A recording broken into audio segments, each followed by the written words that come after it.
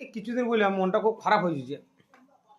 খারাপ হয়ে গেছে মানে আমার আত্মীয় স্বজন, তারপর আমার বন্ধু বান্ধব, তারপর আমার পাড়ার লোক বুঝলে, বলছে দেখ বয়সটা তো বাড়ছে, তো একটা মেয়ে ফেয়ে দিকে বিয়ে করলে গা। তো আমি ভেবে দেখছি সত্যি কথাই বটে, সবাই ঠিকই বলছে, বয়সটা তো বাড়ছে, এবার বিয়েটা করা দরকার। তো কি করব, যে কোনো একটা তো মেয়ে দেখতে হবে, জায়গাটা অজাতের মেয়ে দেখতে হবে। অজাত মানে বলতে গেলাম আমাদের জাতের লয়। জাতের লয় মানে আমাদের হিন্দু সম্প্রদায়ে তো এক একটা টাইটেল আছে, এক একটা জাতি আছে। তো আমাদের টাইটেলের মধ্যে পড়বে না, তাহলে অন্য টাইটেল মানে একটা অজাত হয়ে গেছে। দেখ, অজাত হলে তো বিয়েটা করতে হবে। তবে চেষ্টা করছি, কারণ অনেকজন তো আশা করে বসে আছে আমার বিয়েতে ভোজ খাবে, আনন্দ করবে, হ্যাঁ, তারপরে গান বাজনা নাচ করবে, অনেক কিছু করবে।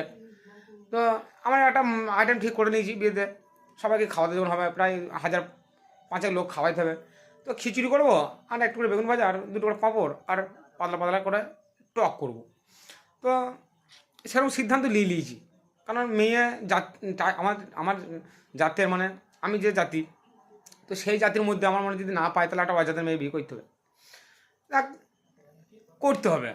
তো তোমাদেরও নিমন্ত্রণ থাকবে, তোমরা যেন আসবে, ঠিক আছে? কিছু আনতে হবে না গো, খিচুড়ি খাবে, চলে যাবে, বাস। তোমরা যেন কিন্তু আসবে, বুঝলে? তোমাদের যারা দেখছি তাদেরও বলছি কিন্তু।